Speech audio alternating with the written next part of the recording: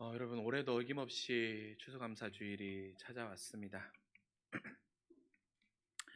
제가 아까 찬양을 하는데 한 장면이 떠오르는 거예요. 제가 언젠가 말씀드렸죠. 제가 옛날에 저는 굉장히 드라마를 좋아하면서 즐겨봤던 드라마가 하나 있었는데, 제가 슬기로운 의사생활 드라마를 굉장히 좋아했어요. 근데 그 시즌 1에 조정석이라는 배우가 처음 등장할 때 했던 대사가 있거든요. 그 대사가 참 기억에 남아요. 그 사람이 딱 수술실 문을 열고 들어가면서 하는 말이에요.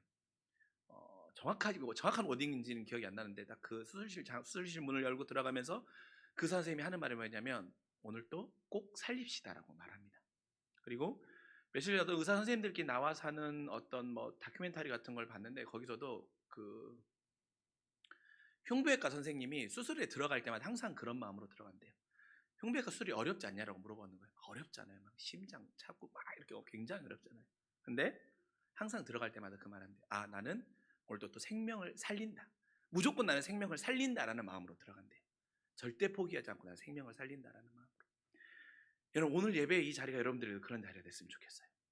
뭐였냐면, 저 스스로에게 물어봤어요. 내가 오늘 이 말씀을 전할 때, 나는 이 말씀을 듣고 함께 나누는 우리 성도님들에게 정말 생명을 살리는 그런 마음으로 이 자리에 섰는가 스스로를 돌아보게 되었고, 여러분들에도 이 말씀이 성령님이 여러분의 생명을 살리기 위해 오늘 또 함께 하시고, 여러분의 생명을 살리기 위해 여러분을 영적인 수술대 위에 올려놓으시다고 생각하시고, 성령께서 여러분을 치유해 가시고 수술해 가실 때 그 놀라운 역사가 여러분들의 삶 가운데, 또한 여러분의 오늘 말씀 가운데 일어날 수 있기를 간절히 소망합니다. 그래서 우리가 추수감사절을 맞이하면 어떻습니까? 찬양하였던 것처럼 한 해를 돌아보며 허락하신 은혜를 기억하고 감사함을 고백하는 것이 오늘 주일의 예배입니다. 그럼 여러분, 오늘 여러분은 하나님 앞에 어떤 감사의 제목으로 예배를 드리고 계십니까? 하나님 앞에 감사할 걸 물어보면 정말 쉴 틈 없이 그 감사할 것들이 막 차고 올라오십니까? 동쌤이 아까 찬양했던 것처럼. 여러분, 살아있음이 정말 여러분에게 감사이십니까? 그래서 막 그 감격 때문에 마음이 벅차올라서 오늘 예배 드리는데 막 여러분의 마음이 막 두근거리고 여러분의 심장이 막 터질 것 같고 그런 마음이십니까 지금?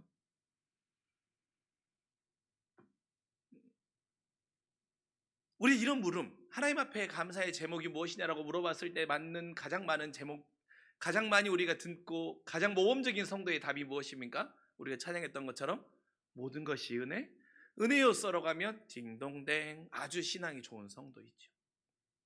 근데 제가 이번 한 주 나는 하나님 앞에 이번 추수감사 주일인데 이게 정말로 나한테 감사한가?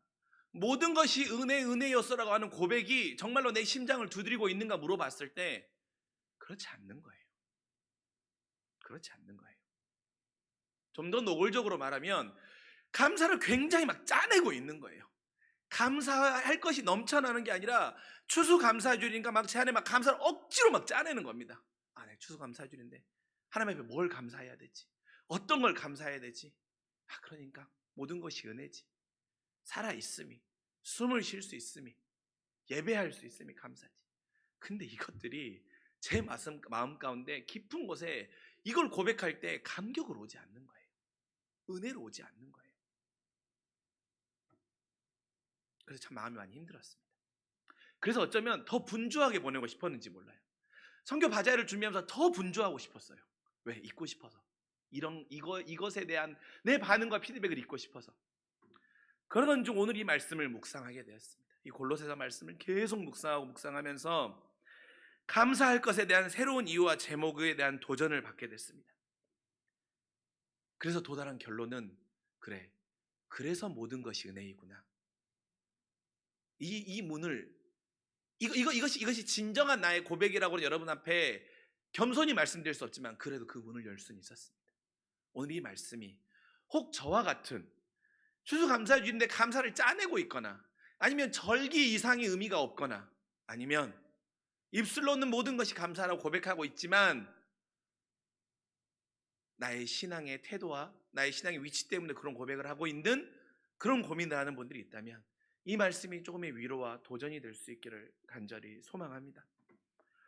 여러분, 바울은요 오늘 골로새서 말씀 우리가 읽진 않았지만 3장 10절의 말씀을 한번 볼까요? 3장 10절의 말씀에 보면 바울은 새 사람의 옷을 입으라고 해요. 새 사람의 옷을 입으라고. 새 사람을 입으라고 말하거든요. 여러분, 그러면 새 사람을 입기 위해서는 어떻게 해야 됩니까? 옷을 입기 위해서 옛 것을 벗어버려야 되잖아요. 새 옷을 입으려면 옛 옷을 벗어버려야 되잖아요. 그래서 벗어야 될 옷에 대해서 바울이 8절에 말하고 있어요. 골로새 3장 8절에 보면 벗어야 될 옷들에 대해서 말하고 있거든요. 그 벗어야 할 옷들이 무엇입니까? 부담과 노여움과 악의와 비만과 너희 입의 부끄러운 말들이에요. 그래서 그것을 벗고 바울이 입어야 될 구체적인 새 옷을 말해주거든요. 그 새 옷은 바로 12절에 나와 있습니다. 우리가 벗어야 될 옷은 10절에 나와 있고 입어야 할 새 옷은 12절에 나와 있어요. 입어야 할 새 옷은 무엇입니까? 긍휼과 자비와 겸손과 온유함과 오래 참의 옷을 입으라는 거예요. 그렇게 되면 우리가 새 사람의 옷을 입으면 하나님 앞에 감사할 수 있는 자가 된다라는 거죠. 여러분, 그럼 우리가 감사를 짜내는 이유는 벗어야 할 것을 벗지 못하고 입어야 할 것을 입지 못하기 때문에 우리가 혹시 감사를 짜내고 있지는 않겠습니까? 여전히 입어야 될 새 옷을 입지 아니하고 벗어야 할 옛사람의 옷을 입고 있으니까 우리가 감사를 못하는 것 같아요. 그래서 설교자들이 보통 이럴 때 뭐라고 말합니까? 여러분이 지금 입고 계신 옛사람의 옷을 벗어버리고 새 사람의 옷을 입어서 감사할 수 있는 사람이 되길 원합니다라고 말씀드려요. 근데 여러분, 이렇게 말씀드리면 벗어져요? 이 말씀을 딱 들으면 그렇지, 내가 내 안에 분함과 또한 내 안에 입에 담겨 부끄러운 말과 악의와 비방의 옷이 딱 이 말을 들으면 여러분 결단하는 그 순간 딱 그 옷이 벗어지고 정말 새 사람의 옷이 딱 입어져서 긍휼해지시고 자비가 넘치시고 겸손해지고 막 온유해지십니까? 저는 그렇지 않아요. 여러분 어떠십니까? 되려 내가 스스로 벗어지지 않고 입고 싶지 않지만 내 안에 연약함과 부끄러움은 내가 이것을 입고 있어서 어떻습니까? 안 벗어지니까 스스로 나에게 낙제점을 줘요. 야, 너 그렇게 신앙생활 오래 했는데, 야, 너 그렇게 하나님 앞에 훈련 받았는데, 그렇게 말씀을 듣는데 왜 너는 여전히 새 사람의 옷을 입지 못하고 옛 사람의 옷을 입고 있냐면서 스스로에 대해서 낙제점을 줘요. 그래서 스스로의 신앙에 대해 회의감을 갖게 하죠. 그러면 어떻습니까? 우리는 감사절을 만나면 감사가 형식적이 되는 거예요. 그러니 감사, 은혜의 단어가 깊은 감격으로 다가오지 않는 거예요. 그러니 감사를 짜낼 수밖에 없죠. 제가 그런다니까요. 새 옷이 안 입어져요. 결단해도 안 돼요. 새 옷이 입어지지가 않아요. 여러분, 목사에게 얼마나 좋은 말이겠습니까? 참 긍휼함이 넘치는 목사, 자비가 많은 사람, 겸손한 목사, 온유한 목사, 어려움 가운데도 오래 참는 목사라는 말 얼마나 좋은 말입니까? 근데 이 옷이 안 입어진다니까요. 억울한 상황을 만나면 분하고 노여움이 정말 물밀듯이 밀려와서 그 분노를 참을 수가 없고, 악한 자를 보면 비방하고 싶고 누구보다 더 비방하면서 내가 더 의로운 사람인 것처럼 쓰고 싶은, 근데 이 옷이 안 벗어져요. 그러니까 스스로를 자책해요. 목사까지 돼가지고 어떻게 그럴 수 있냐. 이런 문제를 만날 때마다 오늘 바울이 저를 위로해 주는 단어가 있었어요. 그것은 뭐냐면 바로 용납이라는 단어입니다. 용납. 바울이 뭐라고 말합니까? 용납하고 용서하라고 말해요. 여러분, 바울이 서로 용납하고 서로 용서하라는 말은 물론 상대적인 이야기입니다. 서로가 서로를 용납하여 주고 나를 비방하는 자나 악한 자를 용서해 주라는 말이잖아요. 하지만 상대에 대한 용납과 용서는 어떻습니까? 나에 대한 용납이 없이는 이루어지지 않아요. 마치 벗고 싶어도 벗지 못하는 옛사람의 모습과 같은 것입니다. 무슨 말이냐면 지금의 이런 모습에서 어떻게든 벗어나려고 몸부림치고 있는 나를 용납하라는 거예요. 지금 옛사람의 내 모습을 용납해 주라는 거예요. 나 스스로. 여러분 안에 정말 악의도 많고 분함도 많고 억울함도 많은 내 안에 내 모습을 용납해 주라는 거예요. 그리고 하나님과 가까운 삶을 원하지만 여전히 연약함으로 넘어지고 또 넘어지는 나를 용납해 주고 용서해 주라는 거예요. 그리고 부족함이 넘치는 나를 채근하지 말고 용서해 주라는 거예요. 그럼 어떻습니까? 그때 내 안에 사랑이 올라오는 겁니다. 사랑이 없으면 감사가 되지 않거든요. 하나 예를 들어볼까요? 아마 여기 계신 분들 중에도 경력 단절이나 이런 것 때문에 어려움이 있는 분들이 있을 거예요. 그럼 어떻습니까? 나는 경력 단절인데 내 친구는, 예를 들면 우리 신하님 집사님을 예를 들어봅시다. 신하님 집사님이 경력 단절이야. 아이를 낳고 출산하고 육아를 하다 보니까.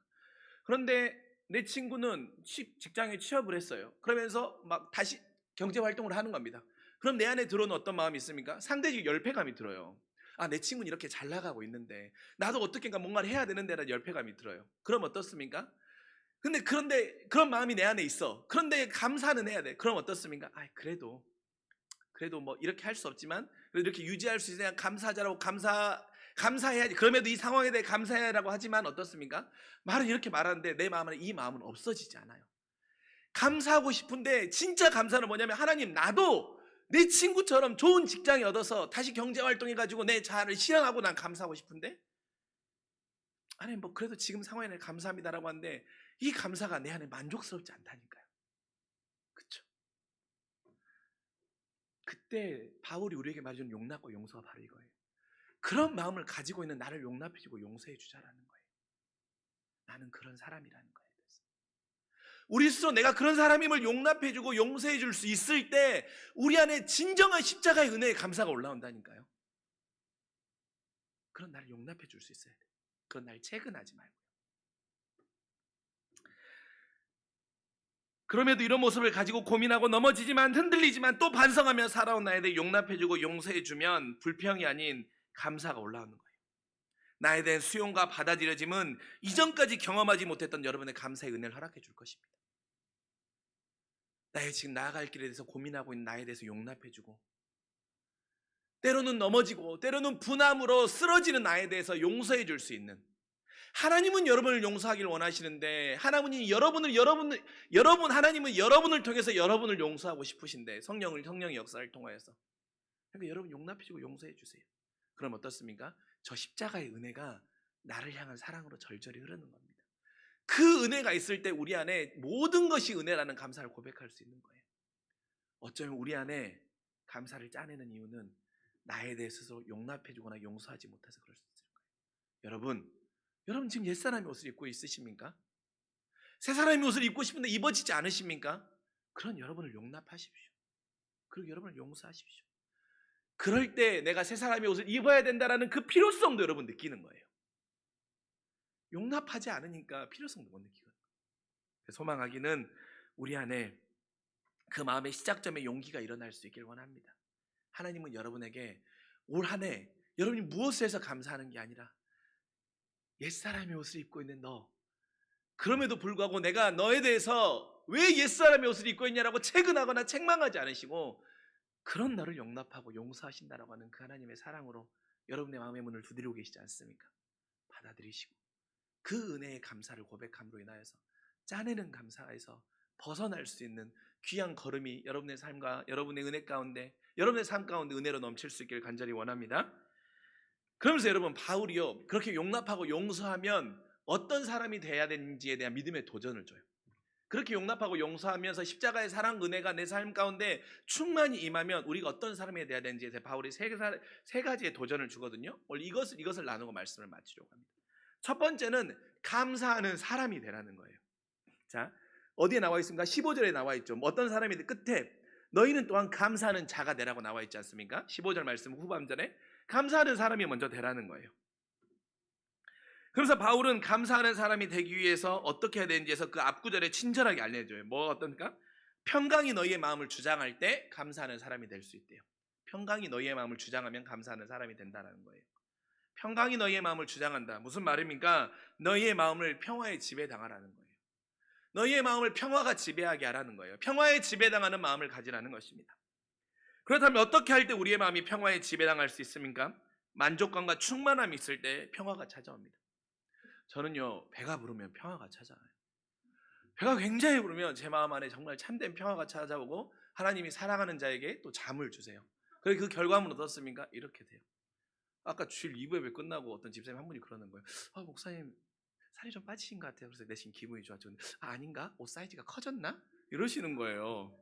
그러면 하지를 말든가. 저와 같은 사람은 배가 부르면 평화가 찾아와요. 또 어떤 사람은 물질이 넉넉하면 평화가 찾아오는 사람들이 있습니다. 하지만 이것은 어떻습니까? 현상적인 것으로 주는 평화이기 때문에 사라지면 평화가 사라져요. 평화가 사라져요. 물질이 없어지거나 내가 엄청나게 투자했던 주식이 막 갑자기 급락하면 내 마음 막 요동치고 평화가 사라지죠. 내가 대출을 받을 만큼 받아서 샀던 집의 가격이 갑자기 막 뚝뚝 떨어져. 내 마음이 불안하고 평화가 사라져요. 왜? 사람은 그럴 수밖에 없어. 이건 상대적으로 주는 평화이기 때문에.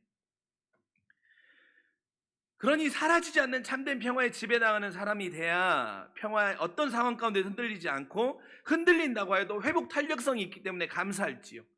그럼 여러분, 참된 평화는 어디서 찾아옵니까? 우리가 함께 고백하는 찬양, 참된 평화와 위로 내게 주신 분 예수, 오직 예수뿐인 거예요. 무슨 말입니까? 예수님께 절대적으로 지배당할 때 우리 안에 참된 평화가 찾아온다는 것입니다. 우리 마음의 삶의 평화가 지배당하는 길은 오직 예수님 한 분밖에 없는 것입니다. 주님께 지배당하면 평화가 사라지지 않는 것입니다. 감사할 수 있는 사람이 되는 것입니다. 우리가 잘 아는 유명한 19절에 이런 게 있지 않습니까? 내가 자유를 모르는 것이 아니지만 당신에게는 복종하고 싶습니다. 복종하고 싶은데 복종하는 것은 아름다운 자유보다 달콤한 것이라고 말하는 것입니다. 복종하는 것은 아름다운 자유보다 달콤한 거예요. 우리에게 참된 평화를 주시는 주님께 지배당하고 복종하면 우리 안에 참된 평화가 찾아오는 것입니다. 주님은 여러분을 복종시키길 원해요. 주님은 여러분을 구속하길 원하신다니까요. 주님은 굉장히 시기심이 많은 분이어서 여러분을 세상에 빼앗기고 싶지 않은 거예요. 나만 바라보라는 거예요. 나에게 지배당하라는 거예요. 그러면 내가 변하지 않는 참된 평화로 너희의 마음을 주장해 주겠다라는 거예요. 그러면 너는 하나님의 사람으로 감사하는 사람이 될 거라는 거예요. 무엇입니까? 하나님과 나 안에, 하나님 앞에 내가 지배당하는 사람이 된다는 것은 나와 하나님과의 관계가 깊어지는 거예요. 하나님과 나의 깊은 관계를 더욱더 만들어가라고 주님 우리에게 말하는 것입니다. 옛사람의 것을 용납하는 사람. 그래서 그 십자가의 사랑의 은혜가 있는 사람은 감사하는 사람이 되어서 하나님을 향한 그 사랑의 은혜, 그래서 하나님 앞에 절대적으로 지배당하여서 하나님과의 관계가 깊어질 수 있는 그 믿음의 도전이 우리 모두의 도전이 되어서 우리가 달콤한 평화가 나를 지배하는, 세상의 달콤한 평화가 나를 지배하는 그런 사람이 아니라 하나님의 새 사람의 옷을 입음으로 인하여서 하나님 앞에 지배당함으로 인해서 누리는 참된 평화로 인하여 우리와 하나님과의 관계가 더욱더 깊어지는 놀라운 은혜가 있기를 간절히 소망합니다. 두 번째로 바울이 16절에 말합니다. 뭐라고 말합니까? 후반절에 감사하는 마음으로 하나님을 찬양하래요. 두 번째는 감사하는 마음을 지니라고 바울은 우리에게 도전하고 있습니다. 감사하는 마음이 있어야 찬양할 수 있겠죠. 감사하는 사람에게는 어떻습니까? 감사하는 마음이 열매처럼 따라오는 거예요. 감사하는 사람에게는 감사하는 마음이 있겠죠. 그래서 여러분, 내가 감사의 마음을 지녔기에 그렇지 않은지를 가르는 기준이 무엇입니까? 내가 감사하는 마음을 지녔는가, 지니지 않았는가를 가르는 그 분명한 기준이 무엇입니까? 제가 서두에 첫 번째 말씀드렸던 겁니까? 감사하는 사람은 하나님을 향한 깊이라고 했잖아요. 감사하는 마음을 지니는 것은 감사의 마음의 넓이가 넓어지는 겁니다. 감사의 마음의 넓이가 넓어지는 거예요. 그렇다면 감사의 마음이 넓어지는 때 어떻게 하면 넓어질 수 있는지에서 바울이 16절에 말해주고 있어요. 뭐라고 말하냐면 그리스도의 말씀이 우리 안에 풍성해질 때 감사의 마음이 넓어진다는 거예요. 말씀이 우리 안에 풍성해질 때. 그래서 여러분, 말씀이 우리 안에 풍성해진다는 것은 무엇입니까? 말씀이 우리 안에 풍성해질 때 여러분의 삶 가운데 말씀이 풍성해지면 그 결과물, 그 열매가 뭐냐면 예전에는 미처 깨달지 못했던 것들이 깨달아지는 거예요. 예전에 미처 깨달지 못했던 걸 깨달아지는 거거든요. 이게 우리가 하나님을 향한 은혜, 감사의 넓이로 한번 표현해 봅시다. 저도 그런 실수를 참 많이 하는데요. 상대적인 감사의 실수를 많이 해요. 무슨 말이냐면 나보다 되게 어려운 사람, 나보다 되게 안 좋은 환경에 있는 사람을 보면서 그래도 저 사람은 저런 환경인데 나는 그렇지 않아서 감사하다 라고 느껴요. 바울은 오늘 이 말씀에서 말씀이 우리 안에 풍성해지면 이 감사의 넓이에 대해서 다시금 생각해 볼 수 있게 된다는 거예요. 이것에 대해 참 좋은 예가 하나가 있는데요. 제가 김기성 목사님의 설교를 듣다가 이 부분이 너무나도 저의 마음에 깊이 다가와서 여러분들과 함께 이걸 나눠보려고 합니다. 박노해 시인이라는 분이 있어요. 박노해 시인이라는 분인데 그분의 시를 여러분과 함께 나누려고 해요. 그 시의 제목은 뭐냐면 감사의 죄라는 제목이에요. 감사의 죄. 감사의 죄라는 시거든요. 오늘 시간상 이 시를 다 읽지 못하지만 혹시 집에 가서 아니면 돌아가시는 게 시간이 되면 그 시를 한번 읽어보십시오. 시의 일부입니다. 이 감사의 죄라는 시를 쓸 때 박노해 시인이 본인의 어머니가 고백했던 그 고백을 듣고, 그 기도의 고백을 듣고 시로 적은 거예요. 그 시의 일부분입니다. 나는 한평생 기도로 살아왔느니라. 낯선 사울 땅에 올라와 노점상으로 쫓기고 여자의 몸으로 공사판을 뛰어다니면서도 남보다 도와주는 사람이 많았음에 늘 감사하며 기도했느니라. 내 나이 80이 넘으니 오늘에야 내 숨은 죄가 보이기 시작하는구나. 거리에서 리어카 노점상을 하다 잡혀온 내 처지를 아는 단속반들이 나를 많이 봐주고, 공사판 십장들이 몸 약한 나를 편히 배려해주고, 파출부 일자리도 나는 끊이지 않았느니라. 나는 어리석게도 그것에 감사만 하면서 긴 세월을 다 보내고 말았구나.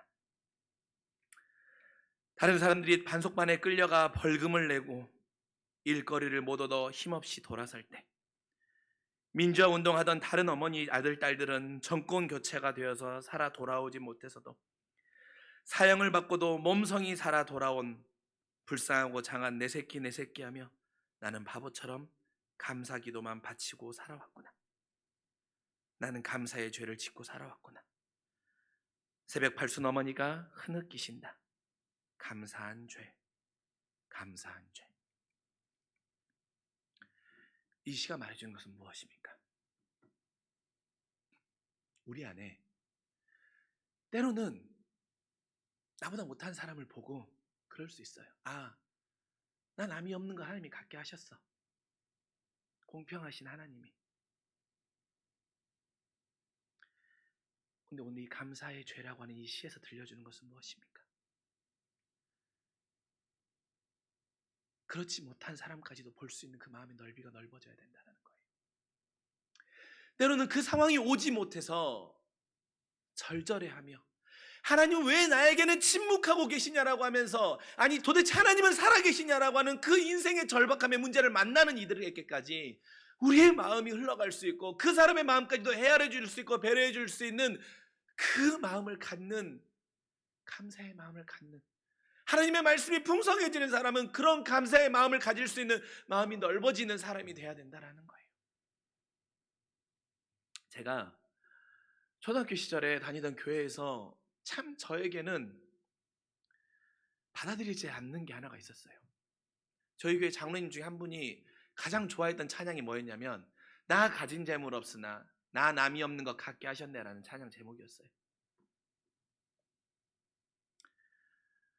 그런데 그분이 하는 찬양, 그 찬양 제목을 이렇게 들을 때 어떤 마음이 왔냐면, 사실 그분이 목포에서 가장 큰 기업을 하시는 분이었어요. 근데 그분이 나 남이 없는 것 갖게 하셨냐라고 고백할 때 너무나도 이율배반적인 거예요. 하나님, 저 장로님은 엄청나게 많은 걸 갖고, 아니 내가 봤을 때는 우리 어머니 아버지가 저분보다 더 열심히 신앙생활하는 것 같은데 다 가진 분은 남이 없는 것 갖게 하셨나라고 고백하게 하고, 왜 우리는 이렇게 치열하게 살아가는데도 여전히 그 자리에서 맴돌고 있습니까? 라고 할 때 너무나도 하나님 앞에 원망과 미움의 마음이 있었거든요. 그러나 시간이 지나고 보니 그분이 하셨던 귀한 보이지 않는 숨은 사역 앞에 참 많은 부끄러움도 있었고, 아, 그때 내가 누군가를 정죄하는 것이 아니라 오늘 이 말씀을 알았었다면, 이 말씀을 알았었다면 더 많은 위로와 더 많은 하나님의 사랑을 느꼈을 텐데 하는 도전을 받게 되었습니다. 여러분, 감사하는 마음을 지니는 것, 여러분 안에 말씀의 은혜가 풍성해져서 여러분이 감사하는 마음으로 하나님을 향한 여러분의 넓이가 넓어진다라고 하는 것은, 내가 상대적으로 누구보다 더 많이 가진 거 있어서 나보다 못한 사람을 보면서 아 그래, 그런 것이 아니라 여전히 그 상황이 있음으로 인해서 감사의 응답이 없는 이의 마음까지도 헤아려주고 배려해 줄 수 있는 그 넓이가 넓어지는 것이 감사하는 마음을 지니는 것입니다. 여러분이 그 마음을 지닐 때 하나님은 여러분을 통해서 주가 일하시게 하실 것이고, 또 그 사람의 응답의 통로로 여러분을 사용하시는 놀라운 역사를 이루실 것을 잊지 않을 수 있는 우리 모두가 되시길 간절히 소망합니다. 마지막으로 하나님께 감사라는 거예요. 몇 절이죠? 17절. 예수의 이름으로 하고 그를 힘입어 하나님 아버지께 감사라는 거예요. 하나님께 감사라는 것입니다. 바울은 하나님께 감사하는 길을 두 가지를 말해주고 있어요. 무엇입니까? 봅시다. 17절. 또 무엇을 하든지 말에나 입에나 주 예수의 이름으로 하고 그를 힘입어 하나님 앞에 감사하라는 거예요. 무엇입니까? 주님의 이름으로 감사하고 주의 힘을 얻을 때 하나님께 감사할 수 있다는 거예요.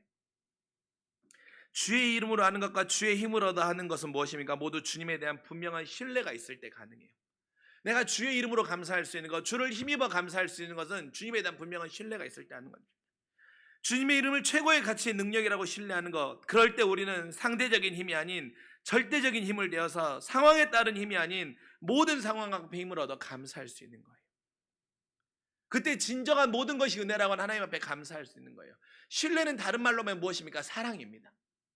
하나님을 사랑하면, 십자가의 은혜를 사랑하면, 나에게 허락하셨던 대속의 구원의 은혜를 사랑하면 주의 이름으로 감사할 수 있게 되고 주의 힘으로 인하여서 하나님 앞에 감사할 수 있는 것입니다. 그럴 때 우리는 상황에 따른 감사가 아니라 모든 상황에 하나님 앞에 감사할 수 있는 것입니다. 그래서 우리 인생에 이런 특별한 경험들이 있기를 간절히 소망합니다. 절대적인 힘을 얻는 경험, 상황을 넘어서는 감사. 여러분, 우리는 옛사람의 옷을 입고 나 자신에 대한 진정한 감사를 하는 사람은 결코 그 위치에 머무르려고 하지 않습니다. 새 사람의 옷을 입기를 갈망합니다. 그래서 우리가 짜내는 감사를 넘어 우러나는 감사로 갈 수 있길 원합니다. 결국 주님이 우리에게 진정 원하시는 것은 옛사람을 용납하였고 용서했던 너, 이제 그 옷을 벗고 너의 힘으로는 할 수 없으니 내가 너에게 새 옷을 입혀주겠다라는 거예요. 내가 너를 지배하겠다는 거예요. 나에게 지배당할 때 너의 안에 긍휼과 자비와 겸손과 온유와 오래 참음이 성령을 통해서 네 안에서 나오게 하겠다라는 거예요. 그렇게 되면 어떻습니까? 우리의 우러나는 감사의 넓이와 깊이가 커질 것입니다. 또한 절대적인 힘에 대한 강력한 갈망의 마음을 지닐 것입니다. 그럴 때 우리가 정말로 모든 것이 은혜, 아침 해와 저녁의 노을, 내가 살아왔던 모든 순간이 은혜였소라고 고백할 수 있을 것입니다. 여러분의 올 한 해의 삶이 끝나기 전에 진정한 이 고백이길 소망합니다. 그리하여서 정말로 모든 것이 은혜, 모든 것이 은혜, 그 은혜가 여러분의 삶을 채워가고 여러분의 삶을 주장해가는 귀하고 복된 역사가 일어나시길 주님의 이름으로 간절히 축원합니다. 기도하겠습니다. 하나님 앞에 먼저 회개합니다. 추수감사절을 맞이하여서 억지로 감사를 짜내려고 하였고 형식적으로 보이려고 감사하였던 우리의 모습을 주님 회개하오니 용서하여 주시옵소서. 그리고 여전히 옛사람의 옷을 입고 있고 그것으로 부끄러워하는 우리에게 주님은 우리를 서로 용납하라고 말씀하여 주십니다. 하나님, 여전히 내 안에 미움과 분과 시기와 원망이 가득하 있는 그런 나를 용납하고 용서해 줄 수 있는 그 마음으로 하나님을 향한 믿음의 감사가 회복되고 감사하는 사람이 되어서 절대적인 하나님의 지배당함으로 하나님과 나와의 관계가 깊어지고 감사하는 마음을 지녀 내가 상대적인 상황 앞에 감사하는 것이 아니라 때로는 내가 감사하는 죄를 범하고 있는 나의 모습을 깨닫고 말씀이 내 안에 풍성하여져서 내 주변에 있는 감사할 것이 없는 그 마음까지도 배려할 수 있고 그들을 향해 긍휼과 자비로 함께 걸어가는 마음, 넉넉한 마음을 지니는 감사하는 마음의 넓이가 넓어지는 사람이 되게 하여 주시고 주의 이름과 주의 힘을 얻어 하나님께 감사하는 그러한 삶을 살아가는 그리하여서 진정한 모든 것이 은혜이고 은혜였소라고 고백하는 믿음의 귀하고 복된 주의 자녀들 되게 하여 주시옵소서. 감사드리며 사랑이 많으신 우리 구주 예수 그리스도의 이름으로 간절히 기도합니다. 아멘.